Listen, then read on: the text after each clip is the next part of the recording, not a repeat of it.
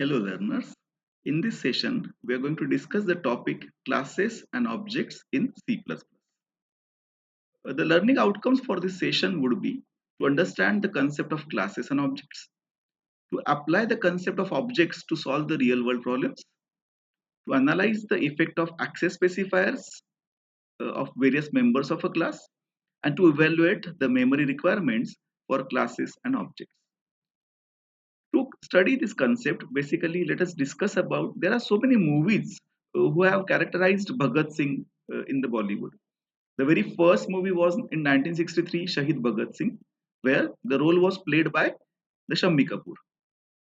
In 1965, one more movie came named Shahid, where the role was played by Manoj Kumar. Then in 2002, there were three movies. The Shahid-e-Azam, Sonu Sood was the role player. 23rd March 1931, Shahid, the role player was Bobby Deol. And the Legend of Bhagat Singh, the role player was Ajay Devgan. So here, basically, Bhagat Singh can be treated as a class, whereas the players, the actors like Shammi Kapoor, Manoj Kumar, Sonu Sood, Bobby Deol, and Ajay Devgan can be treated as the objects of that class. So here the class is a Bhagat Singh, and objects are the actors playing his role. Now let us discuss the actual definition of class. How can it be defined? So basically, a class is an encapsulation of data and associated functions in a single unit. So now, if we try to depict it with the Bhagat Singh's role, so as we know, Bhagat Singh always has some characteristics like he always carries a pistol, he is having a special kind of hat, and he has a mustache also. So these are basically the data regarding the Bhagat Singh role, and the functions which has been performed by Bhagat Singh uh, by and large are like shooting to the sounders, then authoring and distributing the pamphlets, even throwing the red pamphlets in the assembly. So these were the functions which has been performed by the Bhagat Singh. So in any movie or in any if we want to depict the Bhagat Singh, so for that we have to that Bhagat Singh should have this kind of characteristics like he should carry a pistol, he should be having a hat and a mustache. So that is nothing but these are the data members. Whereas he has to perform some functions like shooting the sounders, then authoring and distributing the pamphlets, or even throwing the red pamphlets in the assembly. So these are the functions. So basically, the class is an encapsulation of data and associated functions in a single unit. Whereas when we speak about object, object is basically a runtime entity of a class. So when we are going to give this role to somebody, to new say for example we want to have our own movie or a web series where we want to give this role to a person, so that person will be an object because object is an runtime entity of a class. So this person will be having the pistol, will be having the hat, will be having the mushtaq and so on, and he will be performing those functions of distributing the pamphlets and throwing the red pamphlets and so on. Okay, so that is called as object. Now, in C++, how can we specify a class? So for specifying the class, the syntax is like so. Class is the keyword which is to be used, followed by a class name. You have to follow all the rules of identifiers which we have already discussed previously to name the class also. It will start with an opening brace. We have to encapsulate. So there are some data members. So data members will be specified with some access specifiers. Similarly, even the member functions will be declared, and those will also be having some access specifiers. And at the end of the definition, closing brace and semicolon should be there. As an example, if we see class student. So student is a class where the data we are going to discuss about the access specifiers very shortly. So suppose private is access specifier used for its data members, as because student always have some data like roll number, name. So these are the some of the important data which is there with the student. And for reading this data, I have declared one function like get data, and put data is for displaying the data. So this is one of the example of a class. Now let's discuss about the access specifiers. As we have specified over here, private and public. What does it mean? So basically, access specifiers decide the accessibility of the member of a class. So we have defined some data members, we have defined some member functions. So all those members have to have should have some access specifier, So there are three access specifiers which are supported by C++. They are private, protected, and public. Let us discuss one by one. So very first is the private. The members with private access specifiers are called as private members, and private members of a class are accessible by member functions of that class only. Okay, so suppose this is a class which has some private members. So these private members can be accessed by the member functions only. So only the member functions can access the private members. For example, like now there is one more concept called inheritance, which we are going to discuss in the coming weeks. So there are derived classes for that. So derived classes, the member functions of derived classes cannot access the private members, even member functions of the other classes, because your program may have multiple classes. So the member functions of other classes cannot access the private members of a class, or even any other function in the program, like just like a main function. As we know, main function is there. So main function even cannot access the private members of the class. To take a real life example for this, let us assume everybody knows Sachin Tendulkar.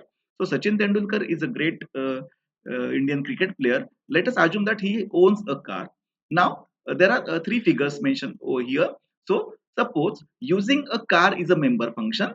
Now here in the very first image, we are able to see Arjun Tendulkar, who is the derived class, who is nothing but a child class of the Sachin Tendulkar. But even suppose if the car is private, if it is specified as a private, it cannot be used by its derived class, member function of its derived class also.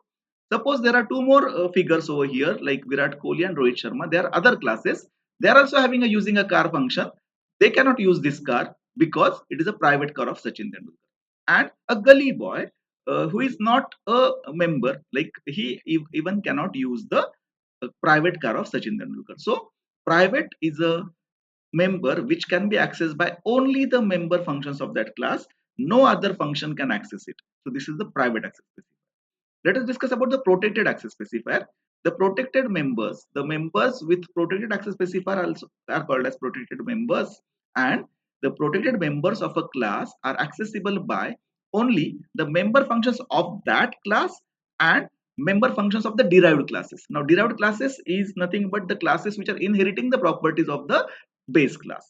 So here private members are accessible by default. Every kind of member are accessible by the member function. So here the protected members are accessible by member functions.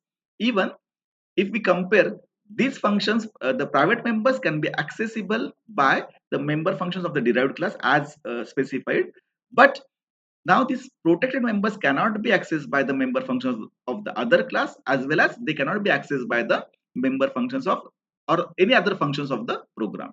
Again, the same example, suppose the car of Sachin, now he has kept it as a protected.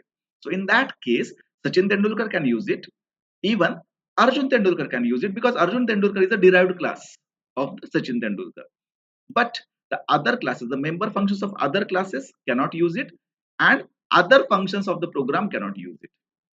If we compare, if we have the third kind of access specifier, public, it specifies that if we are having the public access specifier for a member, those members are called as public members, and public members of the class are accessible by all the functions of the program, regardless of whether it is derived class or other class or anything. So public members are accessible by the member functions. Obviously they are accessible by the member functions of the derived class as well. They are accessible by the member functions of the other classes as well, and any other function of the program can access the public members. Now, the same example, if we keep in the mind, like if Sachin Tendulkar has made his car as public, so that car can be used by Sachin Tendulkar itself, can be used by Arjun Tendulkar, can be used by Virat Kohli and Rohit Sharma also, or and even it can be used by any gully boy who is playing a cricket. So that is called as public member. Now, how can we create the objects in a C++ program? So the syntax for declaring, like what is the importance of the object creation? First of all, until and unless, see, so just like an example of Bhagat Singh, we do have in our mindset that Bhagat Singh is a role, but until and unless somebody, any actor is chosen for playing that role, that web series or that movie cannot get completed. So that's why object creation is compulsory. Now how can an object be created? The object creation happens like this. This is the syntax for object creation. We have to first of all have the class name, then we can specify the object name. Object name also follows all the rules of identifiers, and we can define multiple, or we can declare multiple objects at the same time. For example, let us have one example of the object creation. Student is the class already which we have defined. S1 is the name of the object. Only one object has been created in the example number 1. Even we can create or declare multiple objects at the same time also. Student space S1 comma S2 comma S3. So we can create multiple objects at the same time. But when we create multiple objects, so we should have in mindset ki how the memory allocation happens for the objects. Suppose we have created three objects like S1. Let us assume that the class contains three members as roll number, name, and percentage. So S1, S2, and S3. These three objects are created. Now, whenever these objects are created, as roll number of S1 is different, roll number of S2 is different, and roll number of S3 is different. So separate memory should be allocated for the data members of the object. Okay. So, but the most important part, whenever we are defining a class, memory is not allocated because it is just a we are just declaring its body or its structure. So that's why memory is not allocated when class is created, but the memory gets allocated when object is created. Okay. And separate memory is allocated for the data members of the object, but the member function, suppose this class is having two member functions, get data and put data, and as we know, whenever any code is there, that code is to be stored in the memory for execution. So there is no any need to load this get data multiple times and to load this put data multiple times, because only one kind of code is sufficient, and that same code of member function will be shared by all the objects of S1, S2, and S3.